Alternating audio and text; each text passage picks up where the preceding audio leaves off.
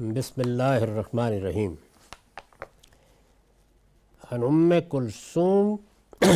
کلثوم بنت عقبہ قالت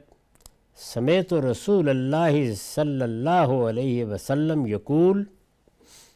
لیس بالکاذب من اصلح بین الناس فقال خیرا او نما خیرا۔ ام کلثوم بنت عقبہ رضی اللہ عنہا کی روایت ہے کہ میں نے رسول اللہ صلی اللہ علیہ وسلم کو سنا کہ آپ نے فرمایا وہ شخص جھوٹا نہیں ہے جو لوگوں کے درمیان صلح کرائے اور اس کے لیے اچھی بات یا کہے یا کسی اچھی بات کو بڑھا کر بیان کر دے۔ یہ معلوم ہے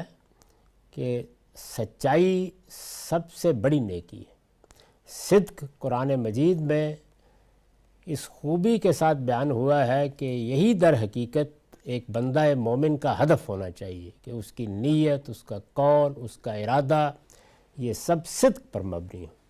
اسی طرح صادقین کی تعبیر قرآن میں اختیار کی گئی ہے۔ یہی صادقین ہیں کہ جو جب اپنے آخری مرتبے پر پہنچ جاتے ہیں تو ان کو صدیق کہا گیا ہے۔ تو سچائی اور صدق بہت بڑی بات ہے، لیکن ایسا ہوتا ہے بعض اوقات کہ ہم ایک بڑی اعلیٰ قدر، بہت بڑی نیکی کرنا چاہتے ہیں، لیکن اس کے مقابل میں کوئی ایسی چیز آ جاتی ہے جو اس سے بھی زیادہ اہمیت کی حامل ہوتی ہے۔ بہت سادہ مثال اس کی یہ ہے کہ آپ اپنے دروازے پر کھڑے ہیں اور کوئی آدمی بھاگتا ہوا آ رہا ہے یا عورت آ رہی ہے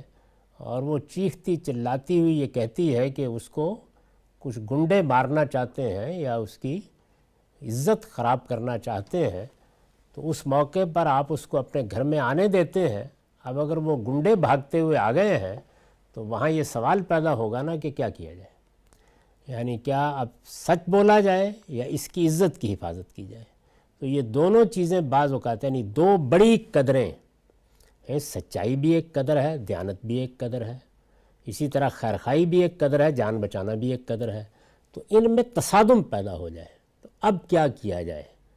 تو اس چیز کو رسول اللہ نے یہاں واضح فرمایا ہے۔ تو ارشاد فرمایا ہے کہ میں نے رسول اللہ کو، یہ ام کلثوم بنت عقبہ کہتی ہیں کہ میں نے رسول اللہ صلی اللہ علیہ وسلم کو یہ سنا کہ آپ نے فرمایا کہ وہ شخص جھوٹا نہیں ہے جو لوگوں کے درمیان صلح کرائے۔ یعنی ایک آدمی نے یہ محسوس کیا کہ لوگ لڑ مر رہے ہیں، ایک جنگ و جدال کی کیفیت پیدا ہوئی ہے، میں ان دو گروہوں کو، دو قبیلوں کو، دو انسانوں کو صلح کرا کے امن بحال کر دوں، ایک دوسرے کی تعدی سے بچا لوں۔ اب اس موقع کے اوپر ایسا ہوتا ہے کہ بیچ میں آپ آئے ہیں،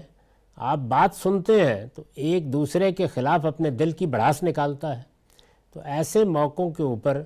اب اگر آپ کے سامنے یہ سوال آ جائے کہ اچھا یہ بتائیے آپ صلح تو فرما رہے ہیں لیکن اس نے میرے بارے میں کہا کیا ہے، تو آپ کہتے ہیں کہ بھائی خیر ہی کی بات کی ہے، تو اس میں اگرچہ بات خلاف واقعہ تو ہوتی ہے، یعنی یہ بات سچ نہیں ہوتی، لیکن اس کے کرنے کا مقصد کیا ہے، یعنی کیا آپ دھوکہ دینا چاہتے ہیں، فریب دینا چاہتے ہیں، کسی کو نقصان پہنچانا چاہتے ہیں، تو یہاں دو قدروں میں تصادم ہو جاتا ہے۔ تو اس کا یہ مطلب نہیں ہے کہ اس موقع کے اوپر سچ یہ بولنا کوئی بری بات ہو جاتی ہے یا جھوٹ اس موقع کے اوپر جائز ہو جاتا ہے، یہ تعبیریں صحیح نہیں ہیں۔ صحیح تعبیر یہ ہے کہ سچ سچ ہے، سچ ہی اللہ کے ہاں نیکی ہے، وہی خیر ہے۔ اس کے مقابل میں ایک دوسری بہت بڑی قدر آ گئی ہے، تو اللہ تعالیٰ اب جو آپ کوئی بات خلاف واقعہ کہیں گے اس کا مواخذہ نہیں کریں گے، وہ جھوٹ ہی رہے گا، لیکن اللہ اس پر مواخذہ نہیں کریں گے، اس کے اوپر گرفت نہیں ہوگی، اس کا مواخذہ اٹھا لیا جائے گا۔ یہ بات ہے جو حضور بتا رہے ہیں۔ تو فرمایا کہ اس شخص کو جھوٹا مت کہو جو لوگوں کے درمیان صلح کرائے، من اصلح بین الناس فقال خیرن، اور وضاحت بھی کر دی کہ صلح کرانے کے لیے داستان سرائی نہیں، اس نے کوئی اچھی خیر کی بات کہی، یعنی ماحول کو ٹھنڈا کرنے کے لیے اس نے بات خیر کی کہی، او نما خیرن، یا بات تو اصل میں کوئی ایک جملہ بولا گیا تھا اچھائی کا، اس نے بڑھا دیا، کچھ مبالغہ کر دیا اس میں تاکہ صلح کی فضا پیدا ہو جائے۔ تو حضور نے فرمایا کہ اس شخص کو جھوٹا نہ کہا کرو، کیونکہ جو مذہبی منطق ہوتی ہے وہ ایسے موقعوں پر بعض اوقات نمایاں ہو جاتی ہے۔ اس کی ایک بہت غیر معمولی مثال ہماری تاریخ میں پیش آئی تھی جب ہمارے محدثین نے رسول اللہ کی روایتیں بیان کرنے والوں کے کردار سیرت کو بیان کرنا شروع کیا تو لوگوں نے کہا تم تو غیبت کر رہے ہو۔ تو اس وقت انہیں بتانا پڑا کہ اس وقت غیبت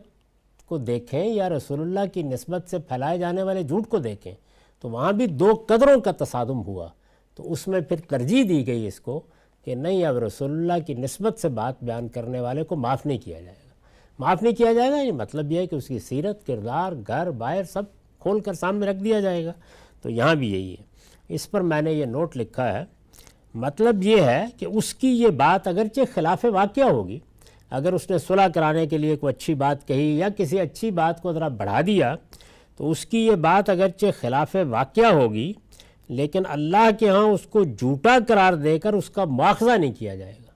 اس کی گرفت نہیں ہوگی، اس لیے کہ اس نے یہ اپنے کسی فائدے یا دوسروں کو نقصان پہنچانے اور دھوکہ دینے کے لیے نہیں، بلکہ خیر و صلاح کے جذبے سے کیا۔ یعنی جھوٹ جب قابل مواخذہ ہوتا ہے تو اس وقت ہوتا ہے جب کہ وہ اپنے فائدے کے لیے بولا جائے، دوسروں کو نقصان پہنچانے کے لیے اور دھوکہ دینے کے لیے بولا جائے۔ تو یہاں تو جذبہ ہی خیر و صلاح کا ہے، صلح ہو جائے، لڑائی ختم ہو جائے۔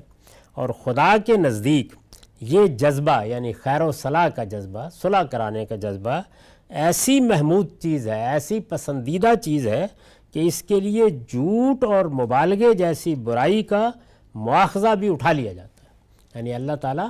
گرفت نہیں کرتا۔ یہ جو روایت تھی یہ سنن ترمذی کی ہے اور اس کا رقم ہے 1857۔